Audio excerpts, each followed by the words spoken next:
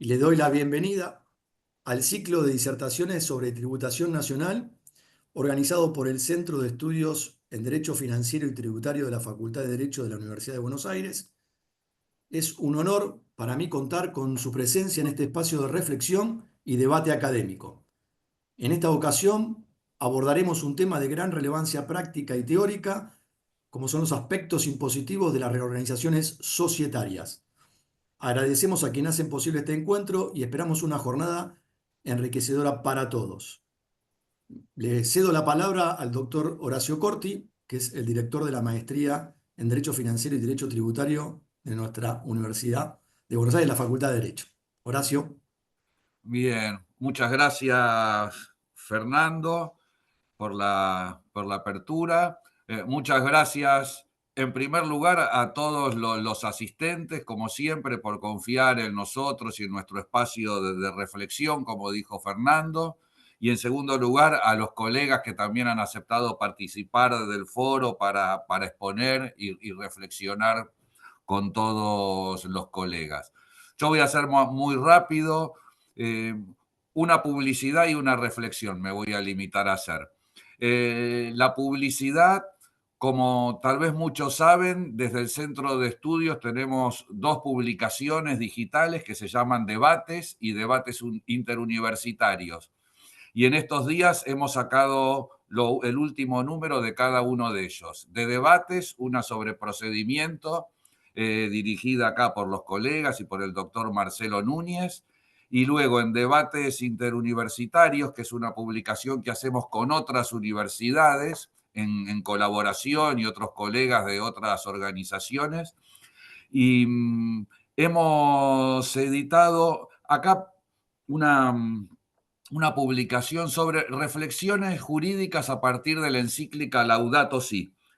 Nuestra revista Debates Interuniversitarios tiene la peculiaridad de que consta de dos secciones habitualmente, una específica de derecho financiero y tributario, pero otra genérica de reflexión jurídica o de ciencias sociales. Hemos hecho un primer número sobre el poder digital con la New School y con la Universidad de Salamanca, y esta la hemos hecho con colegas de la Universidad de Torino. Y así que esperemos también próximamente, tenemos prevista una publicación sobre cambio climático, derecho internacional, etcétera. Esa es la publicidad, así que los invito a que visiten nuestro sitio del centro en la facultad y es de descarga libre y gratuita la publicación.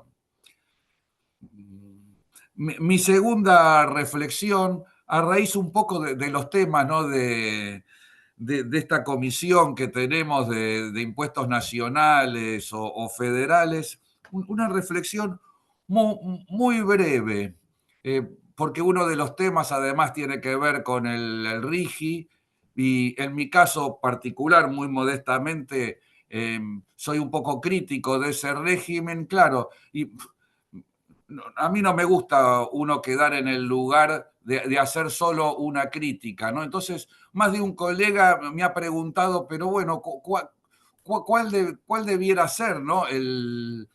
¿Hacia dónde tendría que ir nuestro sistema tributario? ¿Qué es nuestras prioridades que debiéramos tener en cuenta de acuerdo a las necesidades de la Argentina? ¿No? Y yo creería que a diferencia de lo que se viene haciendo desde hace décadas, creo que si nos reunimos los colegas de la comunidad del derecho financiero y tributario, salvo tanto de ciencias económicas como del ámbito del derecho, creo que todos coincidiríamos en una forma tal vez diferente a la que se viene haciendo, porque ¿qué se viene haciendo? Desde el 83 hasta el día de hoy, digamos, en nuestra democracia. Reformas puntuales. Se reforma un artículo del impuesto a las ganancias, un artículo del impuesto al valor agregado, se suceden los regímenes penal tributarios, se modifica un artículo de la ley 11.683, se suman tributos que después se sacan y así sucesivamente. Es decir, una política pública, legislativa, que uno podría decir es asistemática, aluvional y que se va acumulando, ¿no? De acuerdo a cada criterio político en los textos jurídicos que creo que todos vamos a compartir, los textos jurídicos que expresan el derecho tributario cada vez son más incomprensibles, ¿no? Y más anárquicos, más desordenados, etc. Entonces, para ser así corto y al pie, ¿no? Si alguien me preguntara, bueno, ¿cuál sería el hilo conductor, ¿no? El camino que uno debiera seguir. Y creo yo que lo fundamental es, todos dirían, necesitamos seguridad jurídica, necesitamos reglas claras, transparentes, iguales para todos, ¿no? Simples. Y entonces creo que lo más básico es pensar un código tributario, es decir, transformar las reglas generales que tenemos incorporadas en la ley 11683, ya vemos su número, cuántas décadas tiene en el pasado y no he llevado la contabilidad, pero la cantidad de reformas que ha tenido debe ser enorme. Entonces, creo yo que el primer paso es tener las reglas generales de todo nuestro sistema tributario federal codificadas, pensadas de forma sistemática, coherente, no redundante, sencilla, con un lenguaje comprensivo y preciso. Y creo que con toda la experiencia universitaria y de investigación y profesional que hoy tenemos en la Argentina, creo que hasta podríamos llegar a un consenso sin mucho problema sobre la mayor parte de los aspectos de esa codificación. Y creo que eso sería importante primero, es aplicable a todos los tributos. Segundo, eso da seguridad jurídica para todos los contribuyentes, no importa de qué capacidad contributiva tenga, no importa con respecto a qué tributo, ni importa con respecto a qué posición estén en el sistema tributario. Complementariamente, claro, una ley penal tributaria que realmente se aplique, ¿no? Y que se refiera a los casos efectivamente en los cuales hay un daño a la hacienda pública. Hacer esto puede permitir que todas las provincias adaptadas a su sistema constitucional, creo que no habría ninguna herida al federalismo que una parte común de este código tributario pueda ser aceptado por todas las provincias. No hay ninguna autonomía provincial en los plazos de prescripción, en las formas de hacer la determinación de oficio, en las maneras de extinguir la obligación tributaria y así sucesivamente. Creo que eso es el primer paso de una hoja de ruta y si quieren les puedo decir el segundo. Recién en un segundo momento parece lógico pensar cuál va a ser nuestro diseño tributario, federal y de coparticipación. Y creo que, claro, si uno se deja guiar por enunciados empíricos falsos, es muy difícil que uno sepa detectar dónde está el problema. ¿Qué quiero decir con esto? Sentido común de la opinión pública. La Argentina tiene la presión fiscal más alta del mundo. Si uno parte de un diagnóstico empírico falso en cualquier tarea de nuestra vida, ¿no? Profesional, empresarial, pública, el resultado no va a ser bueno. Entonces uno tiene que partir de hechos empíricos verdaderos. No, ni siquiera nuestra presión fiscal es menor al promedio de la OCDE.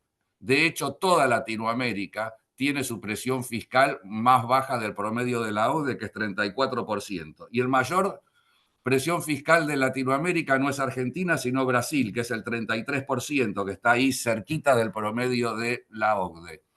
De hecho, si nosotros juntamos todos los países del Mercosur original, y si quieren le sumamos Bolivia y Chile, el promedio da casi 26, con lo cual no estamos muy lejos del promedio si uno quisiera tener una presión fiscal homogénea en toda la región. Digamos, lo que baja es Paraguay, que todos sabemos que tiene una presión fiscal del 14, del 15, y también tiene los servicios públicos y las prestaciones equivalentes a esa presión fiscal.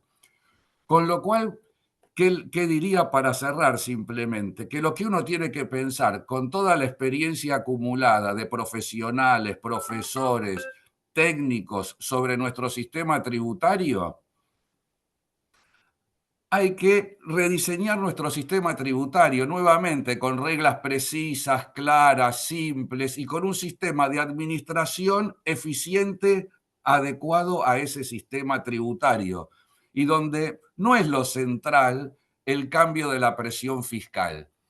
¿Sí? Me parece, muy modestamente, lo importante es que haya reglas homogéneas y estables para todos. En todo caso, luego se puede pensar si esa presión fiscal es, si uno la quisiera llevar a ese promedio de la región, pero no es algo muy significativo. Entonces, como no es muy significativo, no es lo central para poder discutir desde el ámbito de lo que puede aportar la comunidad intelectual al debate político en general.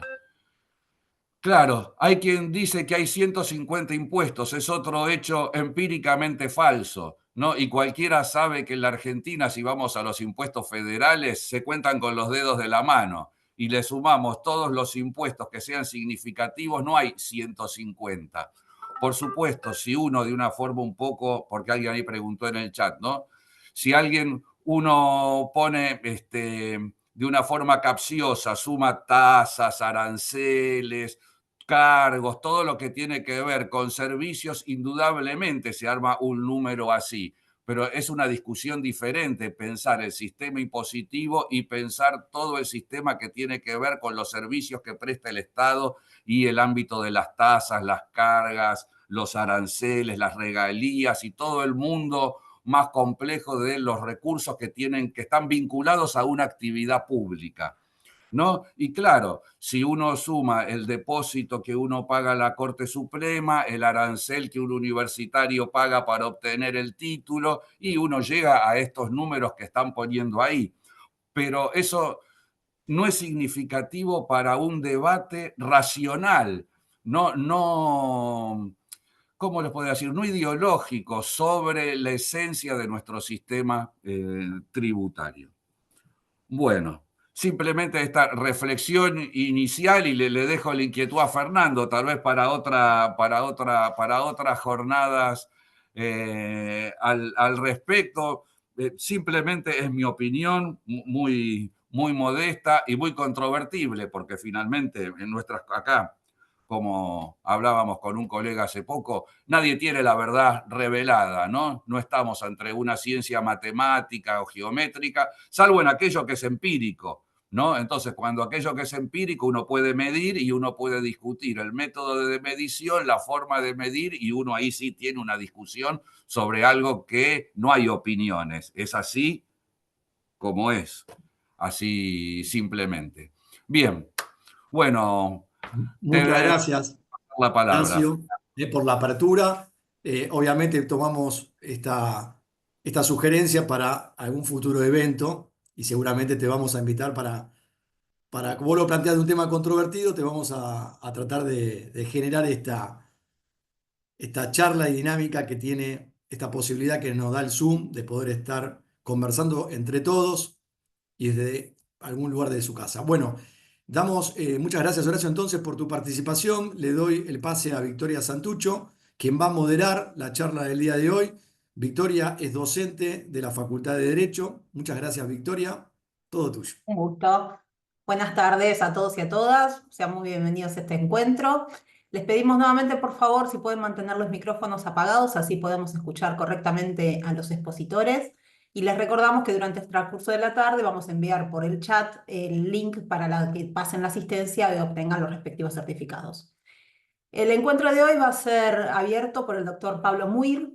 Les comento que Pablo es abogado egresado de la Universidad de Buenos Aires, magíster en Derecho Tributario por la Universidad de Torcuato y Tela, donde también actualmente da clases. Hoy es socio del estudio jurídico Gruyú Funes de Rioja y sus principales áreas de práctica es justamente impuestos, planificación patrimonial y banca privada.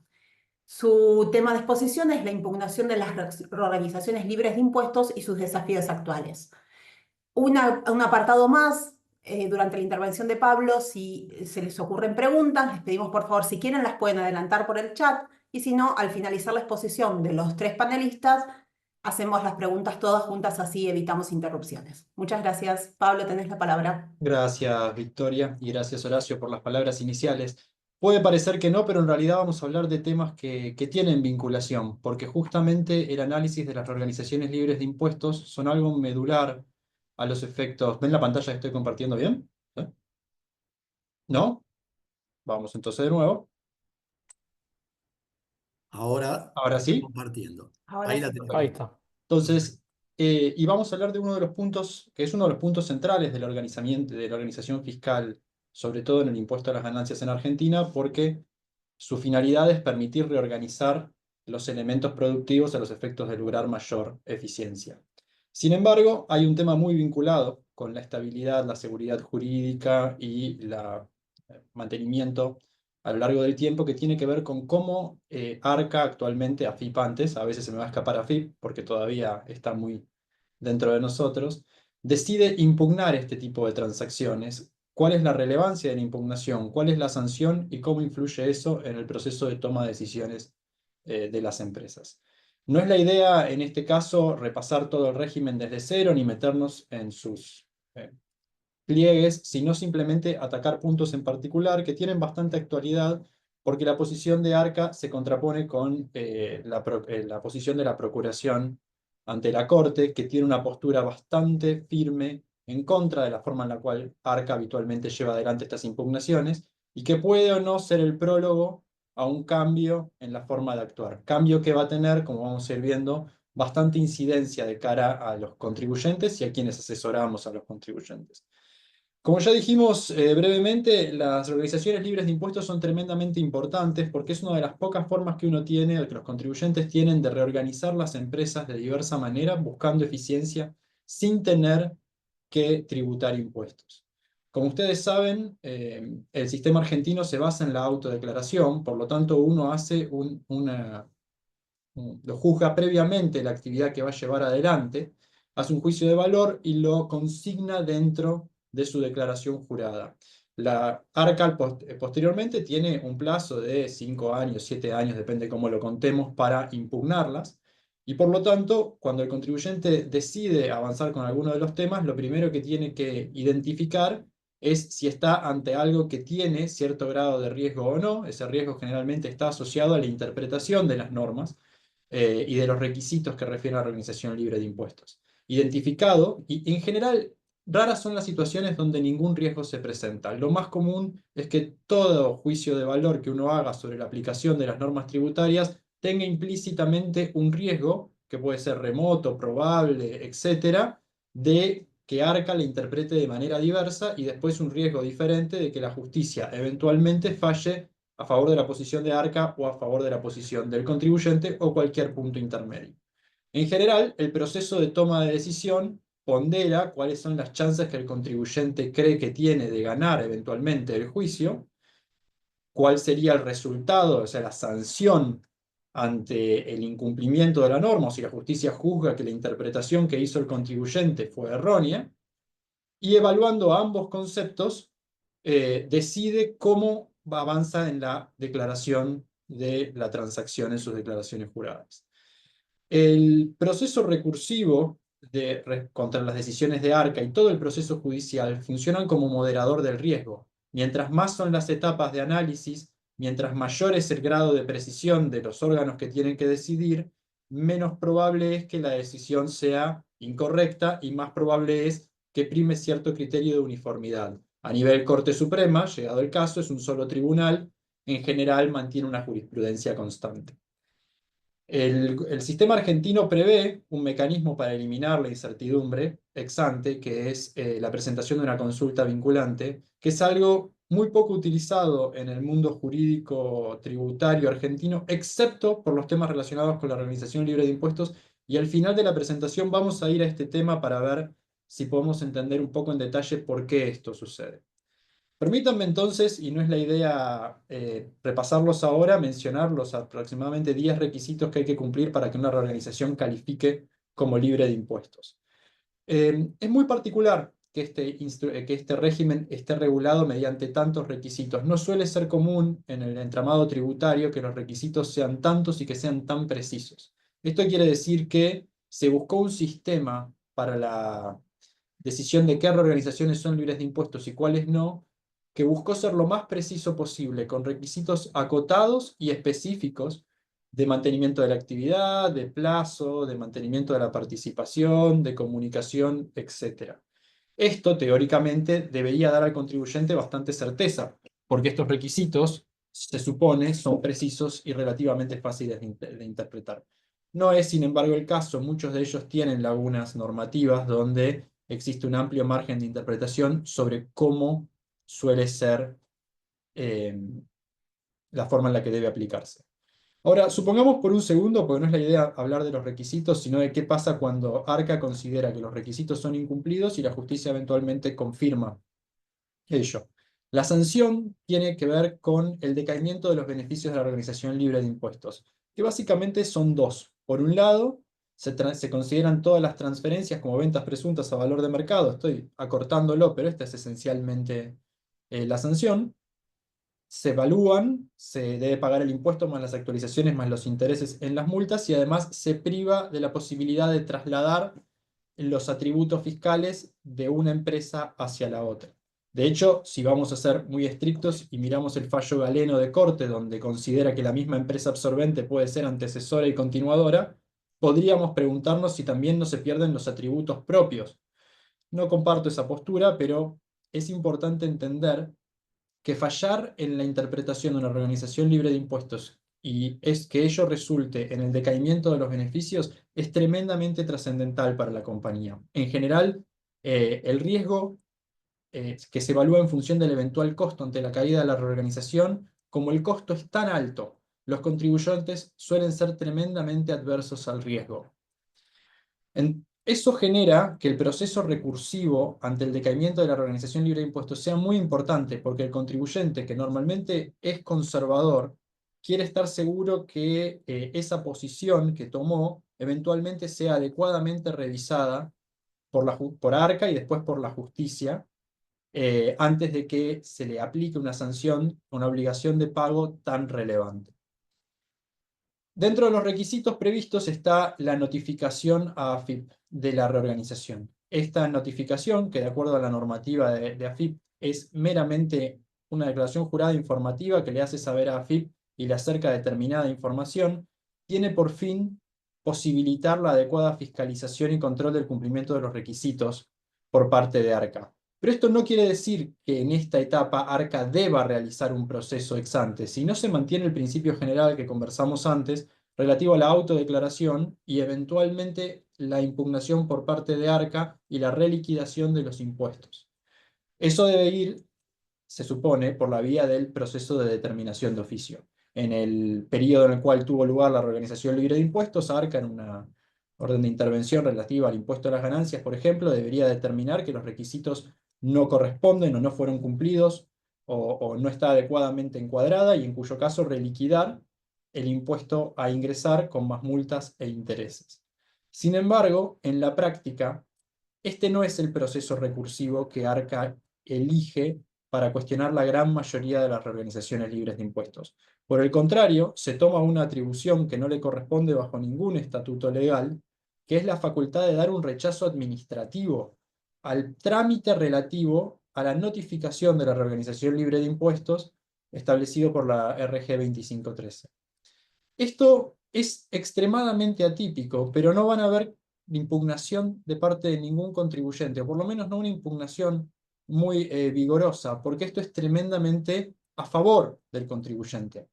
Que ARCA lleve adelante un proceso de discusión en abstracto sobre un rechazo administrativo respecto de un régimen de información y que este rechazo, luego de ser recurrido por vía administrativa dentro de AFIP, o sea, no a través del procedimiento de determinación de oficio, sino vía administrativa, recurso jerárquico, vaya a la justicia para recorrer todos sus estadios hasta llegar a la Corte Suprema, evita al contribuyente la necesidad de lidiar con todo lo que implica una determinación de oficio y con todo lo que podría determinar que eventualmente el Tribunal Fiscal coincidiera con la posición del fisco y obligara al contribuyente o permitiera al fisco recabar del contribuyente los impuestos omitidos. Esto se mantuvo y se mantiene durante muchísimo tiempo, y hasta que vemos que la Procuración Fiscal ante la Corte Suprema empieza a mostrar una postura bastante dura respecto de esta posición, recordándole, como ven aquí citado, a la AFIP una y otra vez que no existe una norma legal que dé sustento a esta vía administrativa, Dice también que esto puede dar lugar a fallos divergentes, porque nada impide que la AFIP por vía separada realice una determinación de oficio, que lleve un proceso recursivo separado de esta impugnación que realiza la AFIP por vía administrativa, que además puede llevar al hecho de que la AFIP pierda el derecho a reclamar el impuesto si no inicia la determinación de oficio en un momento hábil para suspender o interrumpir el curso de la prescripción, y que por lo tanto puede causar un perjuicio fiscal. Esta posición que toma la AFIP tiene la externalidad de que la AFIP Arca no va a avanzar en el cobro del impuesto hasta que no tenga una confirmación específica de que la reorganización es incorrecta, dándole muchísima seguridad jurídica al contribuyente, permitiéndole discutir hasta la última instancia la totalidad de los elementos jurídicos que estén en juego y solo en ese momento avanzar con el cobro de los impuestos. Lo que le dice la Procuración, y tiene mucho sentido, es que este régimen que es garantista y que se da de hecho, que no está sujeto a ninguna norma, como no es interruptivo o suspensivo de la prescripción, puede causar la pérdida total del derecho. La Corte Suprema no ha dado lugar hasta ahora a la posición de la Procuración Fiscal y continúa resolviendo los casos y dándolos, por lo tanto, como una vía válida para discutir la validez o no de la reorganización libre de impuestos.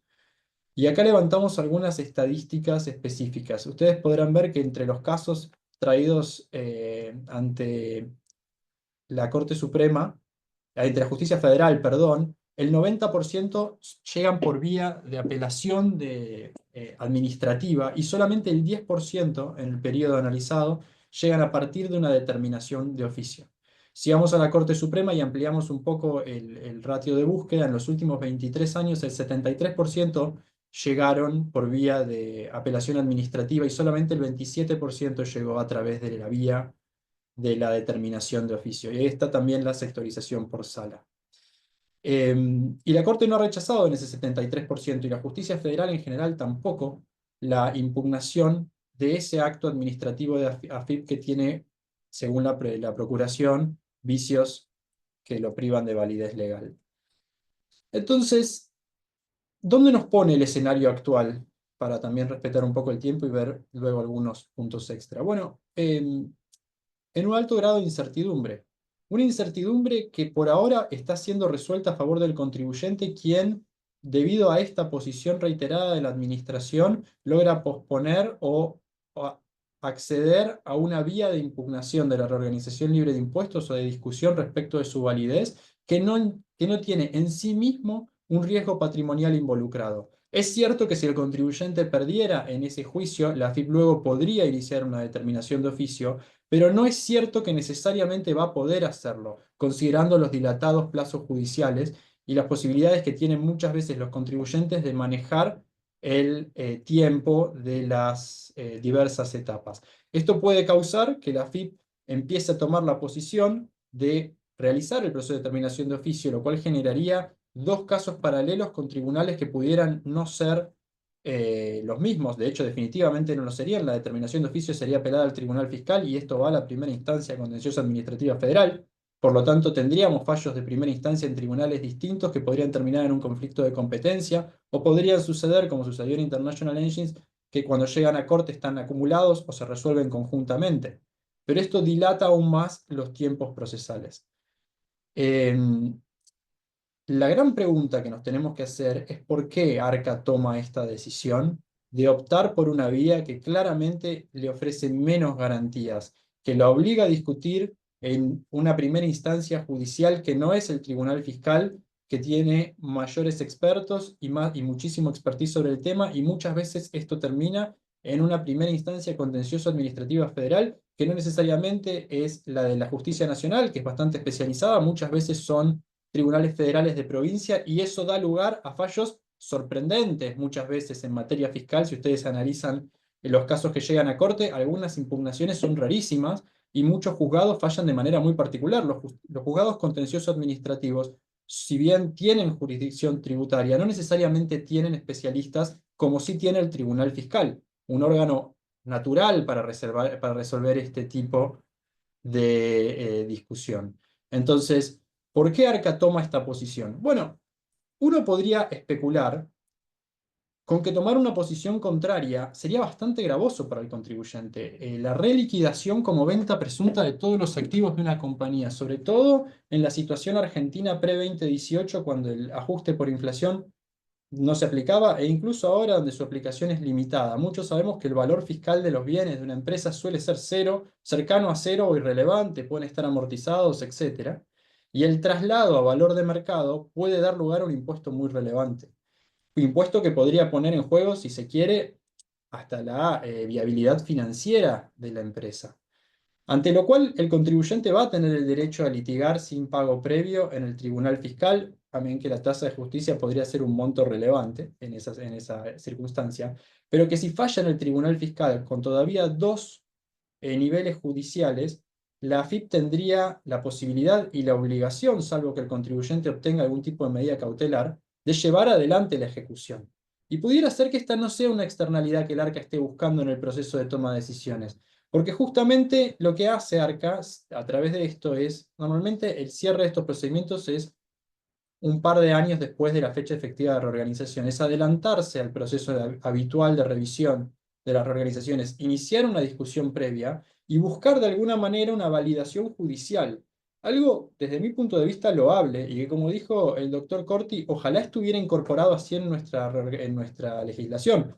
Por mí, que incorporen esto como una causal de suspensión y discutamos por esta vía adecuadamente hasta que lleguemos a última instancia si es o no correcta la posición del contribuyente, y si no lo fuera, en ese momento definitivamente liquidamos los impuestos. Esto es mera especulación, porque genuinamente después de preguntar y conversar con colegas, uno se puede preguntar por qué ARCA toma una posición que normalmente es contraria a lo que más le convendría, que es iniciar un proceso de determinación de oficio como hace en prácticamente todo el resto de las situaciones.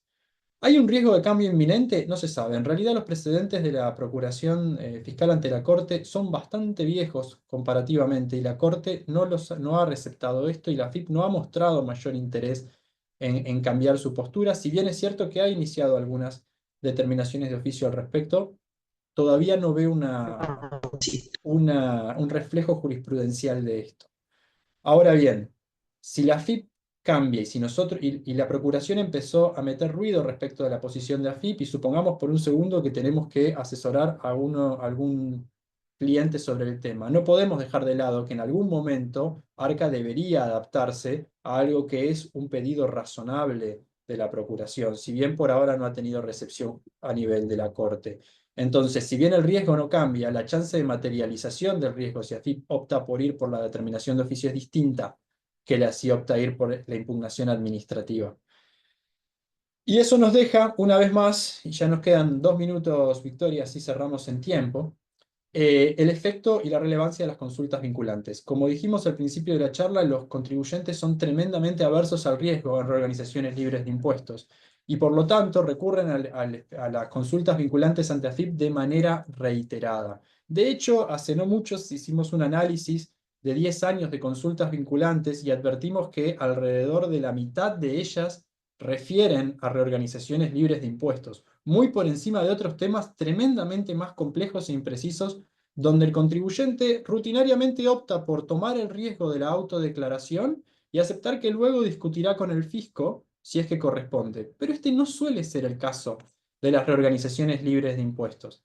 Acá pueden ver rápidamente un detalle de, por ejemplo, qué tipo de requisitos se la consulta más en cada una de esas reorganizaciones libres del tiempo, lo constante que son a lo largo del tiempo, y este que es el que me resulta más interesante, que en el 91% de los casos de los analizados, la AFIP dijo que la reorganización conformaba los requisitos. O sea, contribuyentes asesorados al más alto nivel van a preguntarle a la AFIP para que la AFIP le diga que sí antes de llevar adelante un proceso de reorganización libre de impuestos.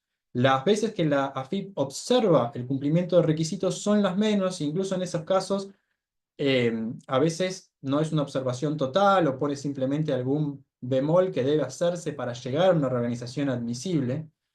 Y esto es prevalente en todo tipo de organizaciones, fusiones, escisiones, reorganizaciones, ahí está el fin del tiempo.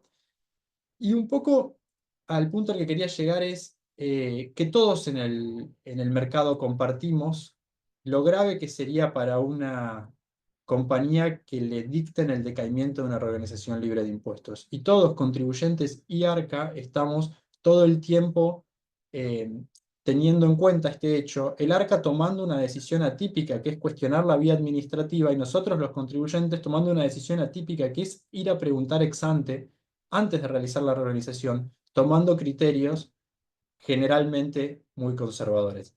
Y cierro la charla y después vamos a preguntas si quieren, cuando al final de la charla, así le dejo tiempo al resto de los expositores. Muchas gracias. Muchas gracias, Pablo. Muy interesante. La verdad que es muy piola tener recursos prácticos, ¿no? Cuando uno habla de tanta teoría, bajar un poco la temática a la práctica se convierte en algo más palpable y más accesible para todos. A continuación, la doctora Cristina Di Benedetto va a hacer su presentación que se titula, perdón, Las reorganizaciones y el mundo cripto o metaverso y el posible nuevo escenario que se nos presenta. La doctora Di Benedetto es abogada por la Universidad Católica, con especialización también en Derecho Tributario de la Universidad Austral. Es docente de grado y posgrado, tanto en la Universidad de Buenos Aires como en la Universidad Católica. Y actualmente trabaja en el área de Derecho Tributario del Estudio Jurídico Pérez Salati, especializándose en el asesoramiento y litigios vinculados en asuntos de materia tributaria e hidrocarburífera. Les recordamos a los participantes que durante el transcurso de la tarde estamos enviando el link para que puedan hacer la asistencia, para que puedan dar el presente y recibir los certificados. Y aparte de los micrófonos muteados, no sé por qué motivo algún participante se salió como una especie de puntero en la presentación. No tengo idea cómo se soluciona, tratemos de que no suceda. Doctora de Benedetto, la escuchamos atentamente. Muchas gracias. Cristina, te aclaro Sí, antes, por las dudas, perdón mi interrupción, que no sí. estás compartiendo, porque compartiste y dejaste de compartir. Ahora, Ahí, ahí está perfecto. perfecto. Gracias, perdón. Gracias. Bueno, muchas gracias a todos, gracias por la presentación. Buenas tardes. Hoy vamos a abordar un tema de análisis que es cómo impacta todo este fenómeno de la blockchain, llámese todo el metaverso, ¿no? Las blockchain, las criptomonedas, los tokens, las DAO, que son estas organizaciones descentralizadas, con las organizaciones libre de impuestos, ¿no? O sea, si eventualmente estas situaciones pueden ser encuadrables o estos sujetos como reorganizables libre de impuestos. Para eso vamos a analizar un par de situaciones, como si la organización libre de impuestos es de sociedades o empresas. Nos tenemos que preguntar, digamos, qué sujetos son susceptibles de reorganizarse, repasando estos conceptos. Si en base a esos conceptos, una DAO, estas organizaciones autónomas descentralizadas, son susceptibles de estar incluidas o excluidas como organización libre de impuestos. Y luego, otro punto que vamos a tocar es si las monedas virtuales o los tokens podrían utilizarse como contraprestación en las reorganizaciones, ¿sí?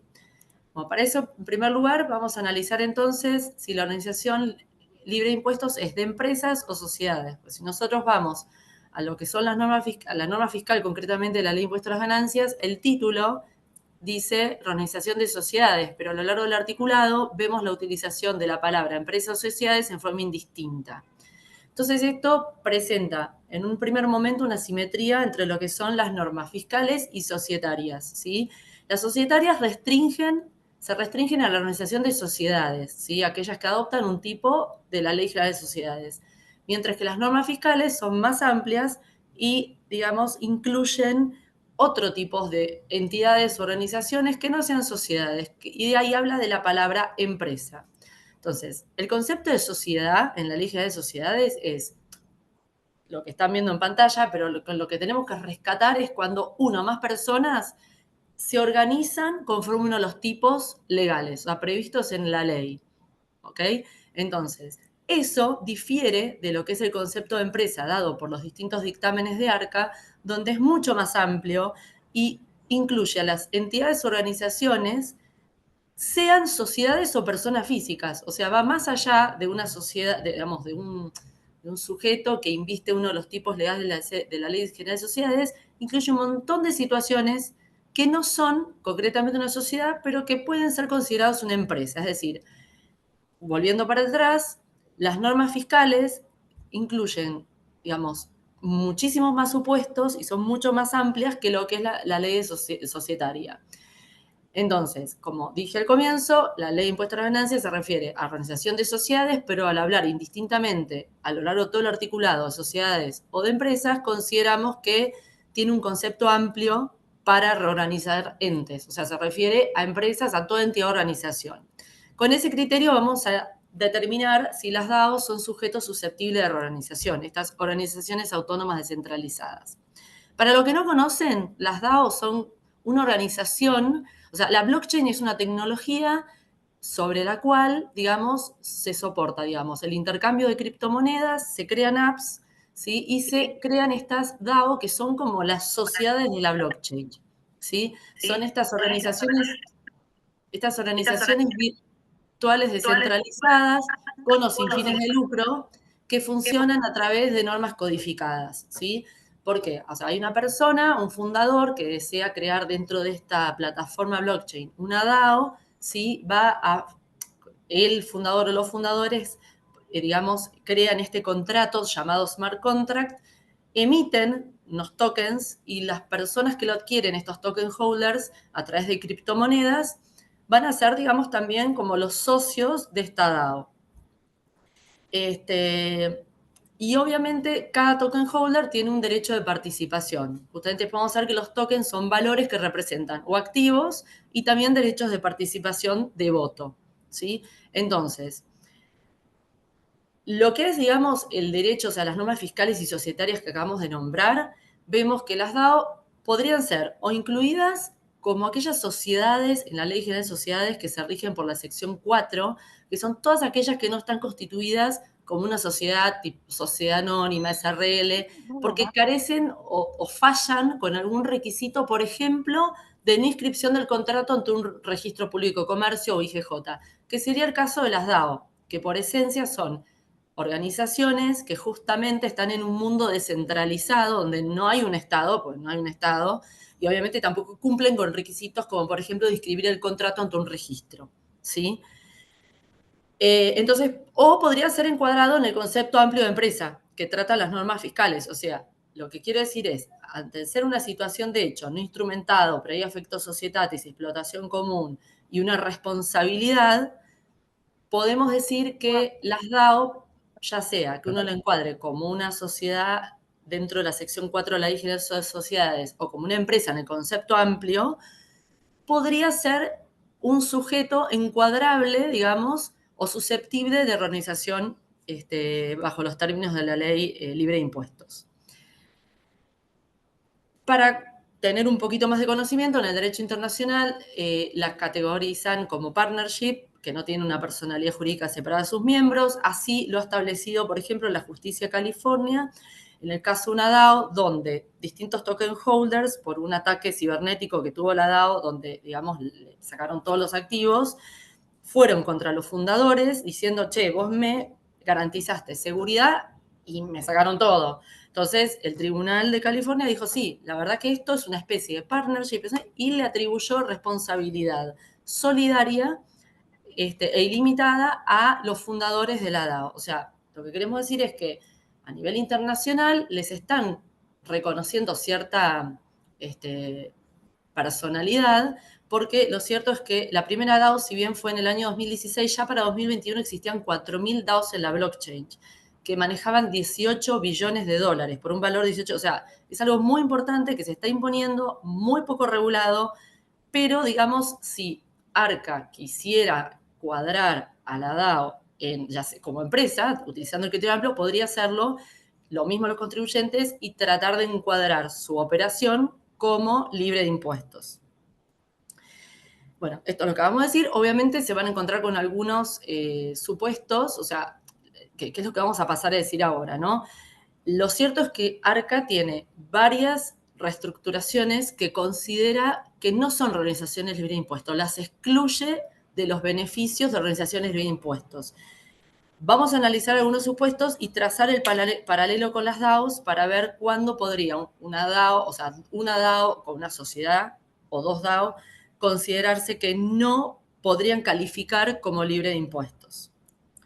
Nosotros sabemos que la jurisprudencia de Arca, por razones obvias, porque la ley de impuestos a las ganancias es una ley nacional, ha descartado que aplique el régimen o el beneficio de reorganización libre de impuestos cuando se trata de una sociedad extranjera con otra extranjera, de una extranjera con otra local, de una extranjera que administra bienes en el país, de una sucursal, es titular de esos bienes con una local, y la ha admitido, bueno, obviamente, local con local, o, por ejemplo, una local con una sucursal de extranjera, porque lo cierto que sería, en realidad, una extranjera que ya adoptó, digamos, su persona, su personalidad a uno de los tipos previstos en la Ley General de Sociedades para este tipo de situaciones, que es constituirse como sucursal o bien adoptar uno de los tipos legales previstos en la normativa general de sociedades. Entonces, ¿qué plantea esta situación en el caso de las DAOs? Hoy en día es muy difícil, como justamente las DAO es un régimen descentralizado que existe en la blockchain, es muy difícil atribuirles una jurisdicción, con lo cual ARCA es posible, lo más lógico es que diga, no, esto, digamos, no es una sociedad o una empresa local, sino que es de extraña jurisdicción, con lo cual rechace eventualmente una reestructuración interviniendo una DAO por este tipo de dictámenes. Lo mismo sería el caso de una transformación, ¿sí? La transformación es uno de los supuestos también excluidos para que cuadre como una organización libre de impuestos. La transformación es cuando una sociedad adopta otro tipo legal, es decir, una SRL pasa a ser una SA. O sea, no desaparece el sujeto, sino simplemente cambia de ropaje jurídico, ¿sí? Ahora, para eso primero hay que reconocerle el ropaje jurídico a la DAO, con lo cual ahí estamos un paso más atrás, ¿sí? O sea, si nosotros no consideramos que la DAO sea una sociedad, no podemos ni empezar a discutir sobre si es transformación o no, ¿sí? Ahora bien, si se le considerase una sociedad de la sección 4 de la Ley General de Sociedades, ¿sí? Podría calificar, digamos, si se transforma en una SA o SRL, obviamente pensando en un marco normativo totalmente modificado que prevea estas situaciones. Disolución de sociedad conyugal es otro supuesto excluido como reestructuración libre de impuestos. ¿Por qué?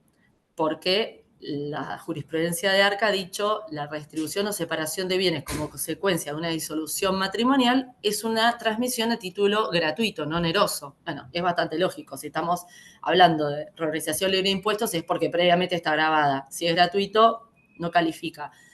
Acá entendemos que obviamente la transferencia que se haga de una DAO a otra ciertamente son actos con contenido oneroso porque se transfieren o criptomonedas o tokens que son activos que representan valores. Tokens que representan valores como inmuebles, como cereales, como caballos. Es infinita la cantidad de tokens que se están ofreciendo hoy en día en el mercado, pero claramente hay una transferencia a título gratuito, con lo cual, a diferencia de una disolución socioconyugal, que es una transferencia de título gratuito, en el caso de las DAO es oneroso y desde ese punto de vista cuadraría como una organización libre de impuestos. La subsanación, ¿qué es la subsanación? Es cuando, por ejemplo, tiene un vicio de constitución una sociedad, por ejemplo, que se olvidaron de inscribir el contrato en un registro. ¿Sí? Y ahí por unanimidad de los socios o por un requerimiento judicial lo pueden subsanar. En principio la subsanación no es una situación, digamos, que pueda cuadrar como una organización libre de impuestos. Lo mismo la adaptación de una sociedad extranjera a sucursal o que tome el ropaje de una sociedad local. Con lo cual, si una DAO se la considera, por ejemplo, que no haya, el día de mañana la legislación establece que esos smart contracts se tengan que registrar ante el IGJ, Registro Público de Comercio, que en sí va en contra de la creencia con la cual se crearon estas DAO, que es tipo que justamente sean independientes, no solo que no haya un management, sino que justamente no haya estado presente en este mundo metaverso. Entonces, pero suponiendo que los estados para legislar esta situación, bueno, en un momento se va a legislar porque está muy como, le falta todo un marco regulatorio, obliga igualmente a escribir estos smart contracts por los cuales, digamos, se constituyen y ejecutan estas DAO. Esa subsanación de escribir el contrato no sería una situación cuadrable como organización libre de impuestos, sino una mera subsanación. La transferencia de bienes aislados, bueno, sabemos que toda transferencia en el marco de una organización implica una transferencia de universalidad de bienes, inclusive cuando se trata de una decisión parcial, se transfiere un bien o dos bienes, la AFIP ha dicho específicamente que también en la decisión hay transferencia de una universalidad, e inclusive la jurisprudencia ha admitido que la transferencia de un bien aislado puede considerarse una explotación en sí mismo, un negocio, y también, digamos, cuadre como una organización libre de impuestos. Este caso era un mega edificio de oficinas que la AFIP dijo, sí, esto es un negocio en sí mismo, también cuadra como organización libre de impuestos. Bueno, aquí lo mismo. En el caso de una DAO, debería considerarse que la transferencia que se haga de una a otra o de una a una sociedad o una empresa sea universal, salvo que tenga un único bien representado por un token que pueda considerarse en sí mismo un negocio. Entonces, en ese caso también, aunque sea un bien aislado, con esta jurisprudencia podría decirse hay una organización que cuadra como libre de impuestos.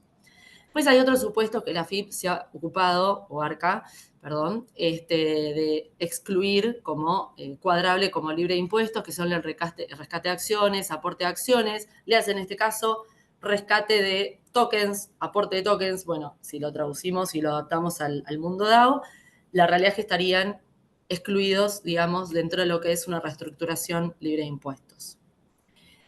Y después vamos a llegar al mundo, digamos, de lo que es la contraprestación y las monedas virtuales y las criptomonedas.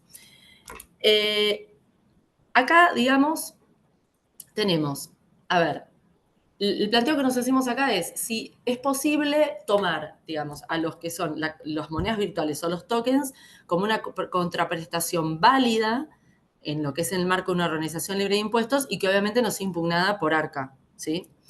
Bueno, en principio, ¿qué son los tokens? Dijimos que son valores digitales que representan activos o derechos de participación. Son títulos, valores, activos, bien virtuales, transables en el mercado, totalmente. Las criptomonedas, por su parte, son representaciones digitales de valor, digamos, que también pueden utilizarse como medio de pago, cancelatorio, como inversión, ¿sí?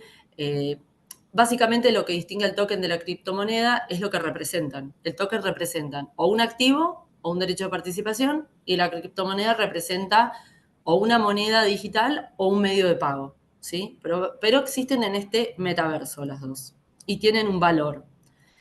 Entonces, yendo al valor de las criptomonedas, para hacer una aclaración interesante, es que si bien pueden utilizarse como medios de pago e inversión, no tienen curso legal, ¿sí? El curso legal es justamente, se lo da cuando hay digamos, que se lo da, digamos, que haya un respaldo del Estado o jurisdicción, ¿sí? Justamente hay una circular del Banco Central que específicamente dice que las criptomonedas son moneda digital, pero no tienen curso legal, ni cuentan con el respaldo del Estado. En el caso, por ejemplo, del Bitcoin no tiene curso legal en Estados Unidos, pero es reconocido como un servicio alternativo de pago por la red de persecución de delitos financieros. Por ejemplo, sí tiene en el mundo, El Salvador es un país pionero que le dio a la criptomoneda curso legal.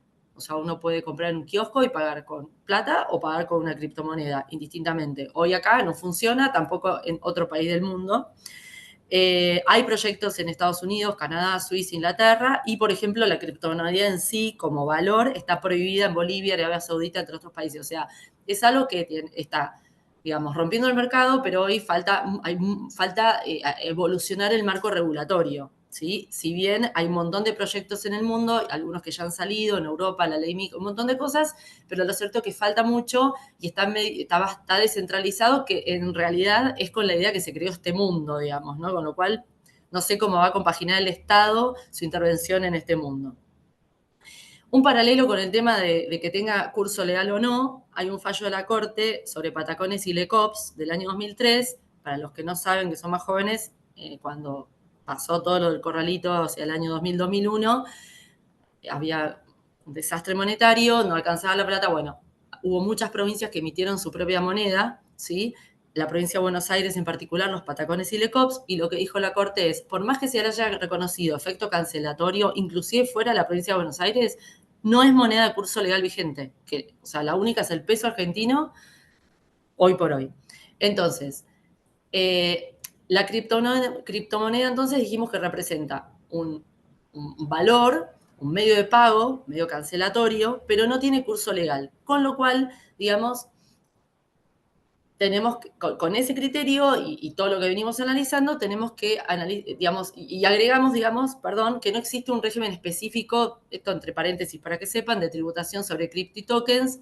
Lo único que hay hoy en día hay un dictamen de la AFIP del año 2022 y un informe de la AFIP subidos a la página, sí, perdón, ARCA, que se refieren a la gravabilidad de las criptomonedas en los impuestos, bienes personales y ganancias, pero no así de los tokens, que igual podría, digamos, en algún momento ARCA aplicarlo por analogía, ¿no? Porque son valores, uno representa medios de pago y cancelatorios y el otro activos. Y la AFIP en bastantes circunstancias los considera grabados. De ahí la importancia, por un lado, que ya vimos sobre considerar a las DAO o una sociedad constituida conforme a la Ley General de Sociedades que tenga, digamos, criptos o que tenga tokens y los transfiera, y, digamos, entre vinculados o no, y que esa organización sea libre de impuestos. Entonces, de ahí la importancia del análisis. Y por otro lado, en concreto, que lo que estamos viendo ahora es si digamos, estos tokens o criptos pueden ser utilizados como contraprestación en el marco de una reorganización. Nosotros sabemos que hace unos años los dictámenes, o sea, toda la jurisprudencia administrativa o judicial decía, no, lo único para que una reorganización sea válida, o sea, se considere libre de impuestos y no sea impugnada por ARCA, tenía que haber como contraprestación acciones o títulos representativos. Luego apareció toda una jurisprudencia nueva, reciente, no tan reciente en algunos casos, en donde dijo, no, digamos, como contraprestación puede haber dinero, puede haber otro medio de pago, puede haber una capitalización, o sea, admitieron otros medios de pago cancelación como contraprestación y aún así consideraron que la organización era libre de impuestos, porque aclaró esa jurisprudencia que el requisito de que solo sean títulos lo había impuesto la AFIP por resolución, pero no era un requisito legal, no surgía de la ley.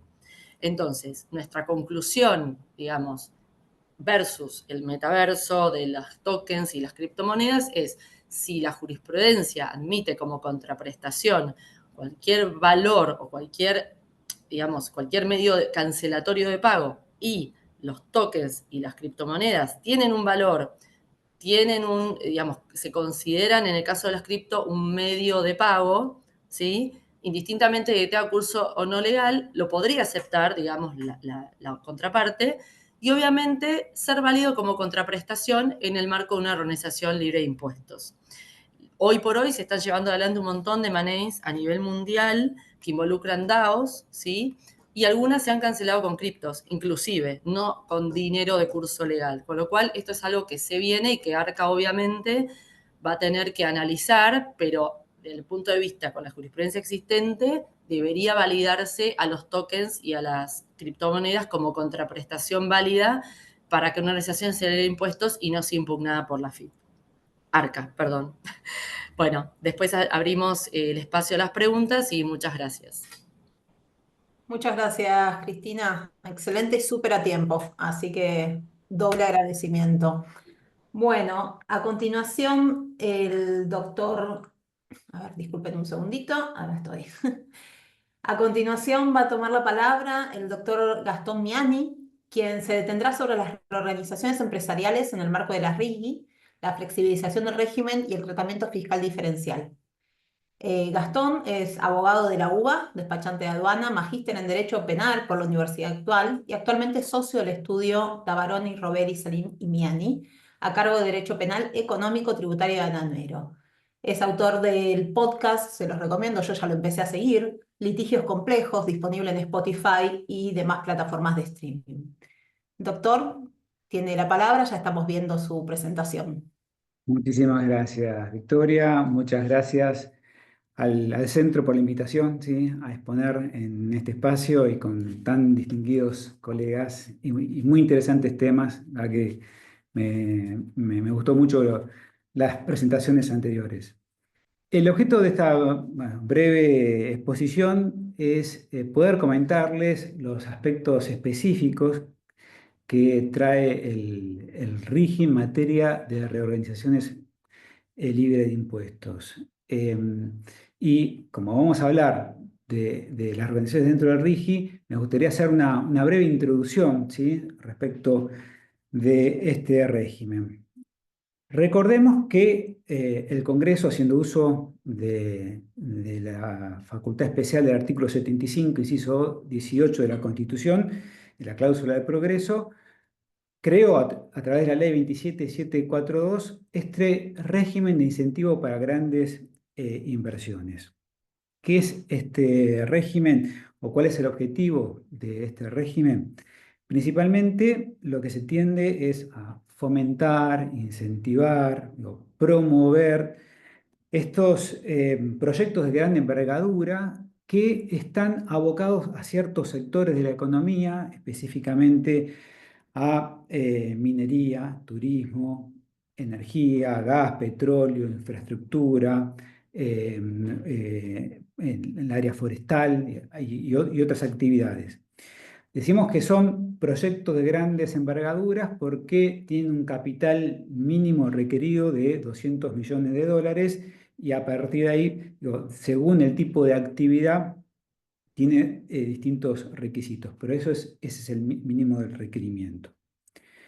¿Y por qué es tan atractivo este régimen? ¿O por qué, cuáles son las herramientas, ¿sí?, que utilizó el legislador para poder justamente incentivar este tipo de inversiones? Bueno, hay beneficios impositivos específicamente muy importantes, como ser una reducción en la alícuota del impuesto a las ganancias al 25%, ¿sí?, en vez del 35%, un régimen específico de amortización acelerada de bienes, eh, por ejemplo, también la oportunidad de trasladar quebrantos y que no se prescriban, y también aquellos quebrantos que no se utilicen se pueden transferir a terceros, y encima estos quebrantos se pueden, actualizar. Otros beneficios tienen que ver con por ejemplo, con el IVA, con la oportunidad de obtener certificados de crédito fiscal respecto del IVA facturado, exención en materia de importaciones, pero además de todos estos beneficios que son muy importantes, creo que el beneficio principal está dado por la estabilidad fiscal durante 30 años, ¿no? Tanto en materia fiscal como en materia aduanera. Entonces, en base a estos beneficios, lo que impone como requisito el régimen es que estos proyectos se materialicen a través de lo que se llama un BPU. ¿Qué es un BPU? Es un vehículo de proyecto único. Es algo que se ha utilizado también en otros regímenes, como el tema de los regímenes de energías renovables, que también, ¿sí?, utilizaban como vehículos de inversión, vehículos que sean específicos, exclusivos. Esto es un BPU, es una sociedad que tenga como objeto la explotación exclusiva, ¿sí?, de este proyecto. ¿Qué tiene que ver el régimen de reorganización, ¿sí?, con el RIGI? Que justamente una de las formas de crear estos BPU puede provenir de una reorganización. Entonces, siendo que existe este requisito de crear este vehículo exclusivo y que este vehículo exclusivo es muy probable que provenga de una reorganización, hay reglamentaciones específicas para que sea viable esta reorganización dentro del marco del RIGI.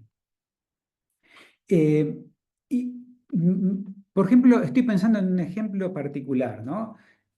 Una empresa que tiene los derechos de explotación de un yacimiento por ejemplo, de litio, ¿sí?, que reúne inversores de capital para poder llevar adelante el proyecto de explotación, ¿sí?, de ese yacimiento. Si para constituir este BPU que exige el RIGI, la empresa va a tener que, de alguna manera, ¿sí?, aportar esos derechos de explotación, ¿sí?, a este vehículo específico, y los inversores a su vez van a tener que aportar capital a este vehículo específico, es el régimen, ¿sí?, de reorganización la herramienta más adecuada, porque si no, cualquier tipo de transferencia, vamos a llamarle derechos de explotación, puede ser también inmuebles, ¿sí?, pueden ser también otras acciones de otras sociedades. Todas esas transferencias obviamente va a tener un costo impositivo que puede llegar a atentar contra el beneficio propio que se está buscando con el RIGI. Por eso es que la herramienta de la reorganización libre de impuestos parecería ser la adecuada para viabilizar estos movimientos. Ahora bien, ¿para qué necesitamos una reglamentación específica cuando la propia ley de impuesto a las ganancias y su decreto reglamentario ya está previsto este régimen y establece todos los requisitos? Bueno, evidentemente, ¿sí?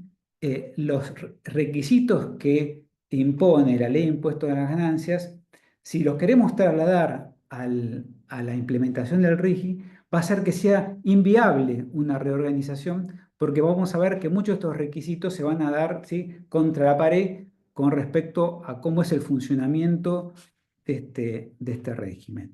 Por eso es que se hizo indispensable y necesario, digo, flexibilizar estos requisitos para que esto sea viable.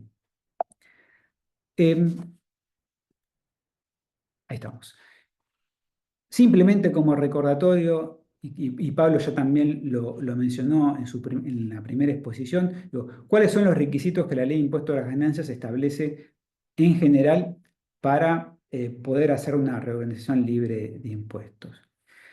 De estos requisitos hay al menos 4 que el RIGI los flexibiliza. No solamente son importantes para la constitución del vehículo, del BPU, sino también son importantes para la conformación del activo computable. Yo les dije que como requisito, uno de los requisitos importantes del RIGI es poder tener una inversión mínima. Esa inversión mínima se va a medir no solamente al inicio, no se mide al inicio del proyecto, sino durante la vida o dentro de determinado periodo del proyecto. Para conformar ese piso de inversión, también se prevé que se pueda realizar a través de adquisiciones de empresas y fusiones. Entonces, este mecanismo va a funcionar durante la vida, ¿sí?, del proyecto, o al inicio, y también para formar este activo computable que es el requisito principal, ¿sí?, para el otorgamiento del régimen. Vamos al primero de los requisitos que son flexibilizados, que es el del mantenimiento de la actividad. Pensemos un poco cuál fue la historia que tuvo de controversias de este requisito.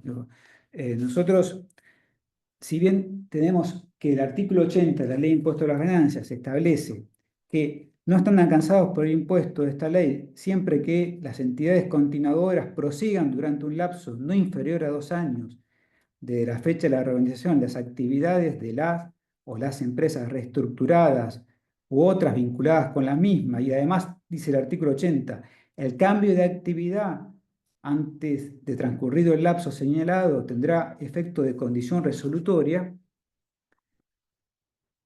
¿Y cuál fue la interpretación que el organismo le fue dando a este requisito?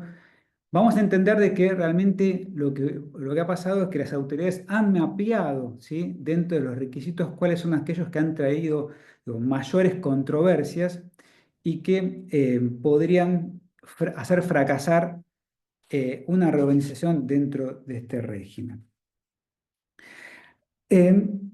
Como decíamos antes, este es un requisito que durante el periodo, durante el transcurso del tiempo, ha sufrido idas y vueltas respecto de la interpretación que el propio organismo dio del mismo. Desde el dictamen 18 de 1985, en donde en realidad era un caso de decisión, pero en donde el fisco lo que interpretó es que las actividades no eran necesarias que se continúen todas las actividades de las empresas, ya sea continuadoras o antecesoras, y que esa, fue una interpretación inicial que se mantuvo durante mucho tiempo, es decir, tanto en decisión como en función, no era necesario la continuación de todas las actividades de las empresas reorganizadas. Después el fisco cambió de criterio y ya en el año 2009, con la resolución 2709 y la 7508, modificó y especificó bien que en materia de fusión por absorción, para el fisco se deben continuar todas las actividades de la empresa antecesora.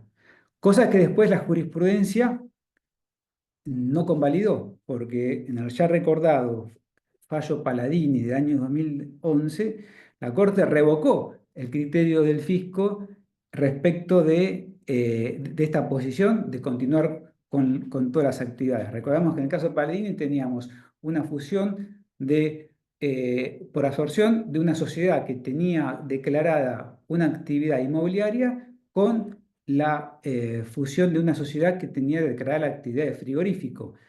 Para el fisco, esto no cumplía con los requisitos en materia de mantenimiento de la actividad, porque no se mantenía la actividad inmobiliaria, había sostenido, y si bien la Corte revoca, ¿sí?, este criterio por considerar que en realidad, por la realidad económica subyacente a la operación, era una transferencia dentro de un fondo de comercio, entonces terminó saliendo por la tangente de que no aplicaba el requisito.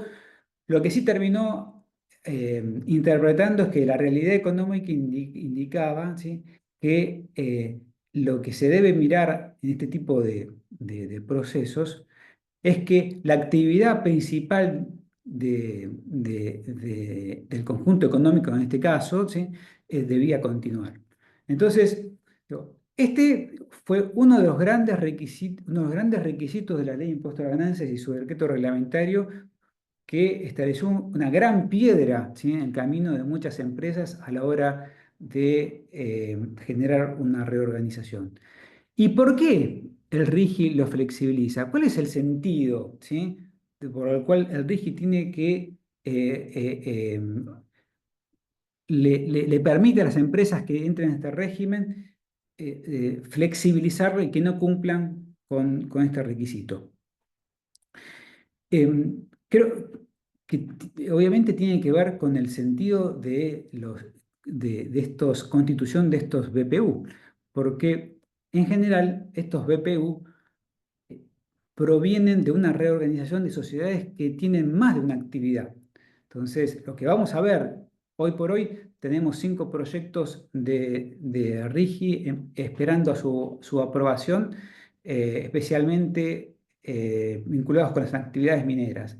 De estos proyectos, lo que podemos ver es que las sociedades que originaron estos proyectos no tienen como único propósito el proyecto que se está por promover. Entonces, imponerle como requisito el mantenimiento de la actividad va a implicar que fracase, ¿sí?, la inscripción del RIGI, porque no se va a poder constituir como vehículo único. Entonces, para que pueda crearse un BPU, fue necesario que se flexibilice el requisito de mantenimiento de la actividad, porque si no era inviable una reorganización en este sentido. Vamos con el segundo requisito que se flexibiliza. El requisito de que las empresas que se reorganizan tienen que ser empresas que se encuentren en marcha. Esto también fue uno de los grandes temas controversiales con el fisco. ¿Por qué? Porque para el fisco, que una empresa se encuentre en marcha es que una empresa se encuentre generando ingresos. Eso fue el criterio que se siguió manteniendo y que recién la jurisprudencia, en el caso Paladini que mencioné recién, y por ejemplo en el caso Marcelino, es que fue a fondo con la interpretación del requisito y en donde lo que realmente, ¿sí?, se estaba priorizando no es que la empresa esté generando facturación, sino que la empresa esté realizando una actividad económica. ¿Y cómo se mide una actividad económica? También puede medirse a través de inversiones, por ejemplo, porque en el dictamen 57/2005 que el fisco revocó, ¿sí? O denegó el beneficio de reorganización, era un grupo hotelero, eran 3 empresas dedicadas a un proyecto hotelero que habían hecho inversiones importantes en bienes y en infraestructura, pero que no generaban ingresos. Como no generaban ingresos, el fisco dijo, no se cumple con el requisito de empresa en marcha. Criterio totalmente opuesto al que la Corte terminó resolviendo, digo, en los otros fallos. ¿Por qué es importante que este requisito se haya flexibilizado en el RIGI? Y justamente porque son proyectos de grandes envergaduras y que es muy probable que los primeros años del proyecto no generen facturación. Entonces, si se le exige a este proyecto o a esta reorganización que generen ingresos para poder viabilizar una reorganización de movida, va a ser una reorganización que va a ser infructuosa. Entonces, por eso es que entendemos que la propia norma exime del cumplimiento de este requisito. Vamos al siguiente. Que existan actividades vinculadas con 12 meses antes de la reorganización. Esto es otro de los requisitos que establece el decreto reglamentario. Y acá también ha habido un caudal de causas, ¿sí? Y resoluciones, dictámenes, a los efectos de determinar qué se consideran que son actividades vinculadas. Se ha hablado mucho de actividades de integración de manera horizontal, vertical, y realmente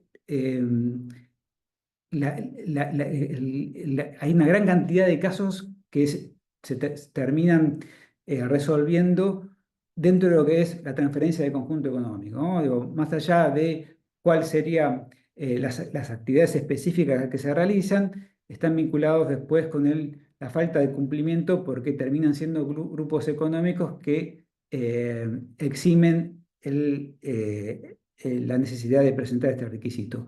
Directamente en el RIGI, ¿sí? Queda eximido de cumplir este requisito también. ¿Qué pasa con los requisitos formales? Tenemos mucha jurisprudencia y también, digo, lo vemos en la consulta diaria, el tema de la comunicación a la AFIP dentro de los 180 días corridos, ¿no? ¿Qué pasa cuando esta comunicación no se cumple? O uno de los problemas más grandes no es que la comunicación no se cumple, lo que no se puede cumplir es la presentación en tiempo y forma de todas las constancias e inscripciones de los organismos correspondientes, ya sea IGJ, CNB, y que no depende del contribuyente, porque el contribuyente dentro de los 180 días pudo ir y presentar el inicio del trámite, pero después depende del organismo correspondiente para la emisión, ¿sí? De las correspondientes inscripciones de las fusiones o las autorizaciones de la CNB para poder continuar el trámite. La jurisprudencia en este sentido fue muy clara, ¿sí? Por más que la posición de la AFIP en principio es que estos incumplimientos formales dan lugar, ¿sí? Al decaimiento de los beneficios, la jurisprudencia siempre convalidó que estos requisitos formales no pueden de por sí dar por decaído si los requisitos esenciales de la organización se cumplieron. Entonces, mapeando esta situación, el RIGI también exime del cumplimiento del punto 2 y el punto 3 como requisito esencial para la reorganización. Lo que no quita que se tenga que comunicar a la AFIP, pero no va a ser necesaria la aprobación de la AFIP cuando no hay una transferencia total, ¿sí? De activos dentro de la reorganización, lo cual es muy importante. Entonces, un poco el sentido de esta exposición lo que tiende es queda claro que estos requisitos del RIGI y que son flexibilizados tienen que ver específicamente porque se tomó dimensión de lo conflictivo que han sido durante la vida, ¿sí?, de las empresas, lo que ha traído estos requisitos. Ahora, lo que cabe preguntarnos es, ¿qué posibilidad hay de que todos estos beneficios que hoy aparecen en el mundo ideal de lo que es el RIGI, como dijo Horacio al principio, digo, me parece muy importante, digo, las palabras de él en cuanto a que todos deseamos poder obtener esos beneficios.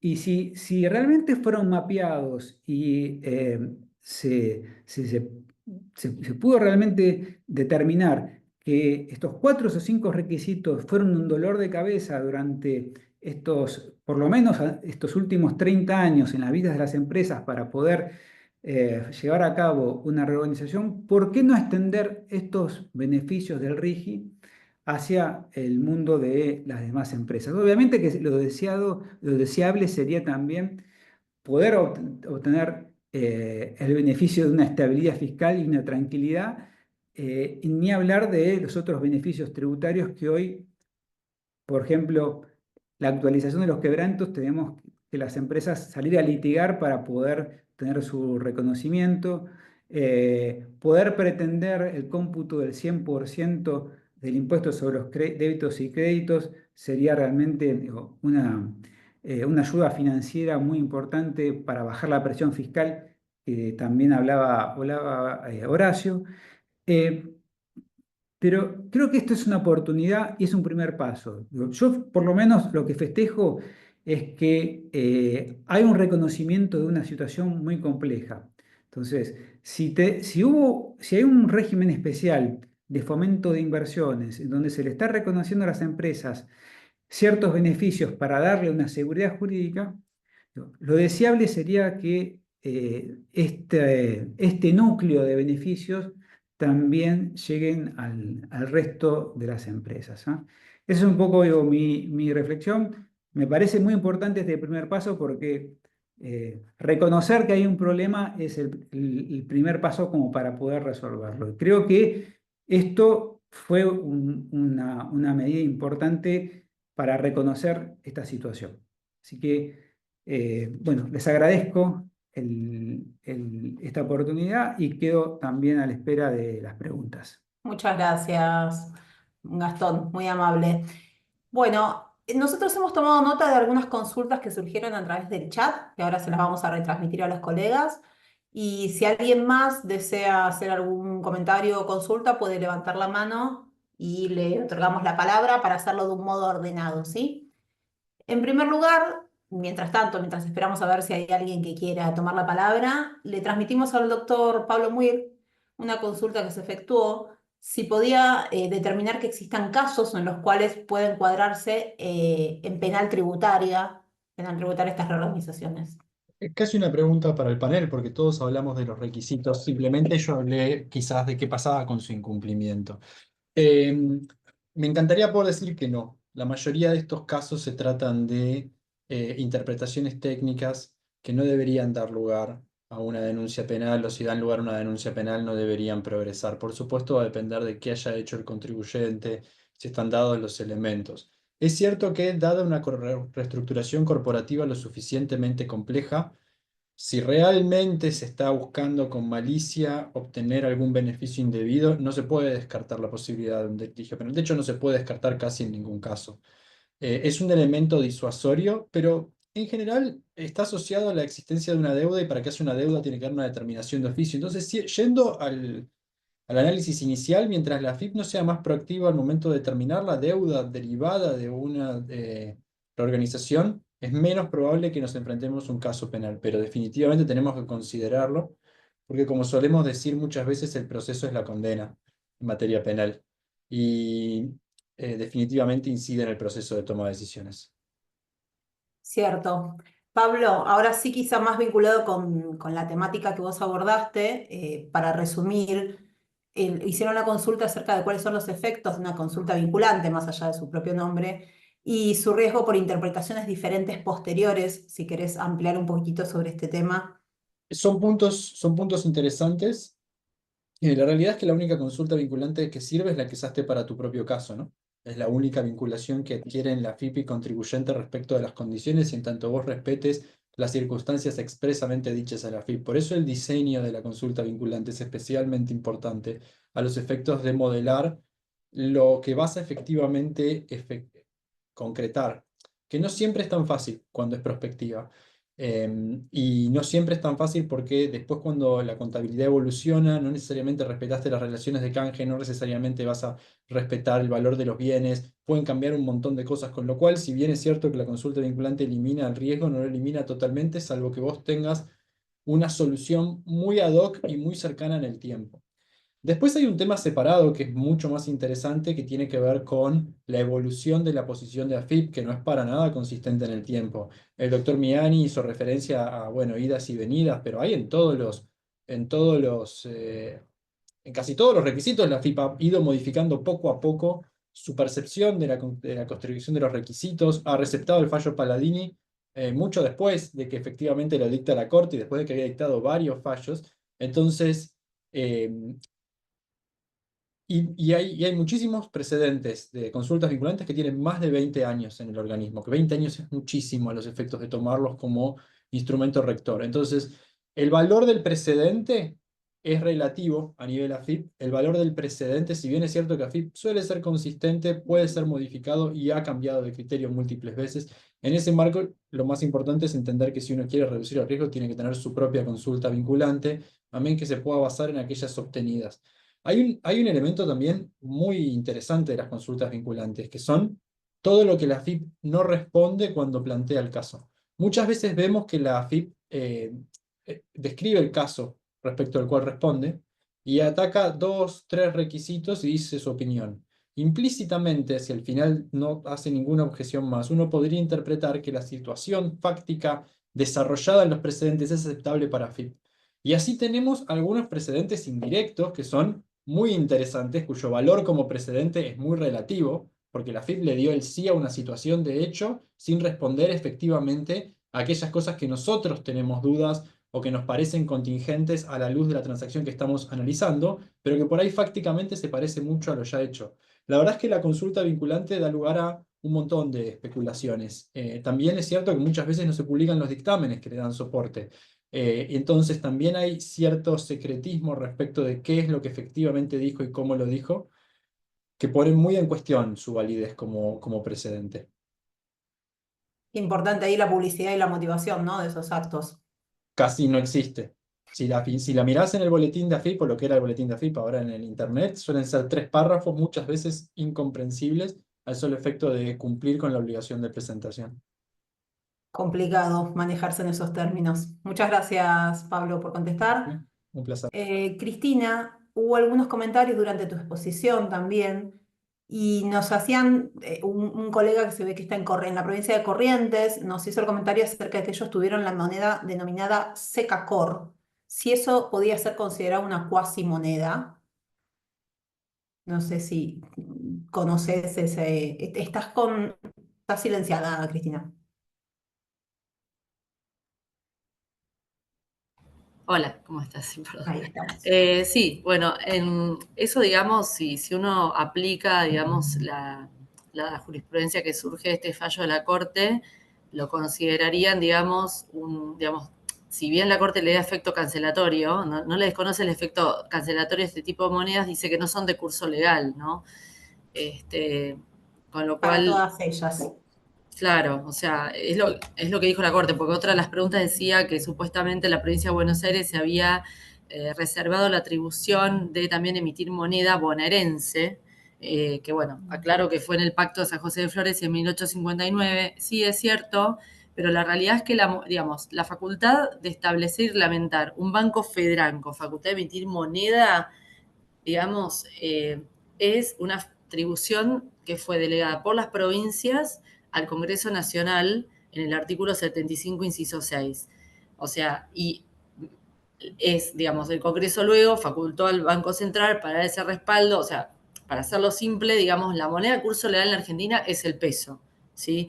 Es cierto, por ejemplo, aquí, que la provincia de Buenos Aires y otras provincias tengan una potestad en emitir monedas, pero no son de curso legal. No significa que no tenga efecto cancelatorio capaz en la provincia. Inclusive, como dijo la Corte, en este caso Núñez, inclusive a los patacones y lecops se le reconoció en su momento efecto más allá de la provincia de Buenos Aires. Pero eso no quita que sea una moneda de curso legal. La única moneda de curso legal es el peso, ¿sí? Después, otra consulta que hicieron fue en qué países se han hecho reorganizaciones de DAOs.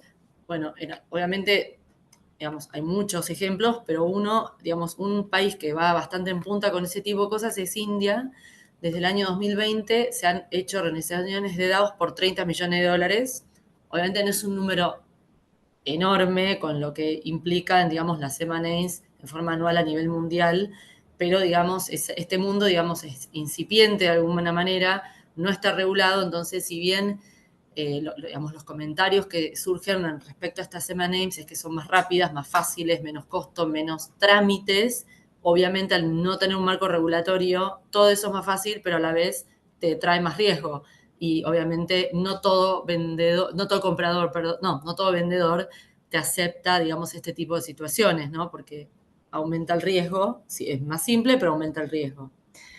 Después el tema de la aplicación de la analogía en el derecho tributario y las DAOs, bueno, justamente, por un lado, todo lo que vinimos como interpretando y analizando es propio de hacer analogía con distintas figuras o situaciones ya existentes, pero si nosotros vamos concretamente al dictamen 2 del 2022 de la FIP, es el ARCA, perdón que nos cuesta, es el primero, digamos, en hacer la analogía en este tipo de situaciones, porque justamente en ese dictamen ARCA conceptualiza la criptomoneda como un título valor, ¿sí? Porque dice que, digamos, participa todas las características principales que poseen estos, dice que son valores incorporados a un registro de anotaciones, que en este caso sería la blockchain, que resultan bienes homogéneos, fungibles, como son las criptos o los tokens, su emisión o agrupaciones efectuada en serie, ¿sí? Que acá es en bloques, puede ser susceptible de tráfico, lo cierto que las cripto y los tokens se comercializan, se intercambian, y dice que los resultados obtenidos por la enajenación de criptomonedas son similares o idénticos a lo de los títulos valores, por eso justamente dice que a los efectos de tributar, este dictamen concluye, las asimila a un título representativo de capital, ¿sí? Y procede a su vez a evaluarlo conforme a esa normativa. O sea, el primero que utilizó la analogía de alguna manera en esta materia es la propia ARCA, para justamente conceptualizar y encuadrar las cripto con algún régimen ya existente, justamente ante la carencia de tener un régimen propio de esta materia. Después había Sí, una última consulta, porque ya diste respuesta a todas, sobre si la IGJ, si la Inspección Sí, General de Justicia, acepta aportes en activos virtuales. sí, exacto. Justamente salió la resolución 15-2024, vigente desde noviembre del año pasado, que finalmente admitió el aporte de criptoactivos al capital de las sociedades en Cava, lo cual obviamente son todos avances y esto pasa a nivel mundial. O sea, como que no hay una normativa uniforme, van saliendo distintas cuestiones digamos, a medida que se van enfrentando las distintas organizaciones estatales frente a esta situación que los descolocan y se dan cuenta que no están teniendo participación. Córdoba también tiene bastante regulación en su código fiscal y grava, desde el punto de vista de ingresos brutos, un montón de situaciones respecto a los criptoactivos, digamos, a la minería y todo ese tipo de cosas. Pero bueno, ocurre a nivel mundial que no hay legislaciones como uniformes en cada estado o país. Perfecto. Mientras estábamos conversando, surgió alguna pregunta más, que en realidad la transmito al panel en pleno y ustedes dirán quién puede contestarla. Plantean si, de acuerdo con el análisis de la problemática de las reorganizaciones, se producen más número de constituciones de empresas vinculadas. Yo no sé si tiene que ver, ¿sí? No sé si está relacionado, ¿sí? Porque la constitución de empresas vinculadas creo que está más, salvo que el panel diga lo contrario, más relacionado con operaciones internacionales, no tanto a nivel local. Entonces, no sé si hay una relación directa entre la constitución de empresas vinculadas y las reorganizaciones. Sí es cierto que, a ver, las reorganizaciones dentro de un mismo conjunto económico tienen menores requisitos que cumplir, ¿sí? que las otras reorganizaciones. Pero no sé si hay una vinculación directa entre una cosa y la otra. Sí, un comentario que es muy entretenido en ese aspecto es qué parámetro usamos para establecer la relación de canje y cuánta libertad tenemos. Cuando es intragrupo, generalmente podemos ir a los precedentes de AFIP y buscar una posición conservadora. Cuando es extragrupo, es el mercado el que va a determinar la relación de canje. Esa relación de canje no necesariamente va a respetar el valor de libros. Entonces, todas las reorganizaciones intragrupos son desafiantes por muchas razones y muy consultadas, exactamente como dijo Gastón, con más y menos requisitos. Sin embargo, las que son no intragrupo también son muy desafiantes y aun cuando, no sé, no sé, el tema de frecuencias me parece imposible de determinar. No sabemos cuántas se hicieron en Argentina, no tenemos forma de saber ese registro sin acceder a los datos de AFIP, pero sí presentan desafíos muy grandes debido a la dificultad que tiene Argentina para reflejar adecuadamente valores de mercado en sus libros y todas las distorsiones que tiene nuestra economía. Por ahí es una digresión, pero para sumar. Perfecto, muchísimas gracias por la respuesta a ambos. Creo que de momento no hemos obviado ninguna de las consultas que sucedieron a través del chat. No sé si en esta oportunidad alguien quiere tomar la palabra para realizar alguna otra pregunta. Damos unos minutitos. Mientras tanto, agradecemos la asistencia al día de hoy. Ya compartimos el link para que puedan dar el presente y obtener los certificados. Bueno, y si no tenemos ninguna otra consulta, doctor Díez, ¿quiere saludar a los Sí, sí. participantes? En realidad, en primer lugar, les informamos que tanto el video del encuentro como las presentaciones que han compartido los expositores serán enviadas por correo electrónico en los próximos días para que puedan contar con el material completo de esta charla. En forma personal, y además sumo al doctor Marcelo Núñez, que no pudo estar presente por motivos personales, agradecer especialmente a nuestros 3 expositores del día de la fecha, tanto Pablo, Cristina, Gastón, por sus presentaciones que me han resultado sumamente claras, sólidas y de gran rigor académico. ¿Está bien? También extendemos nuestro agradecimiento a vos, Victoria, por ser la moderadora de esta excelente conducción en el espacio que hemos tenido y compartido. Este encuentro no solo nos ha brindado la posibilidad de tener valiosa información técnica, sino que también constituyó un espacio de reflexión. ¿Está bien? Creo que estos temas ameritan un debate mayor, pero bueno, dado el tiempo que hemos tenido, lo han logrado resumir en forma excelente. Gracias a todos por su participación y los esperamos en el próximo encuentro del ciclo de tributación nacional. ¿Está bien? Les mandamos un fuerte abrazo para todos y muchísimas gracias.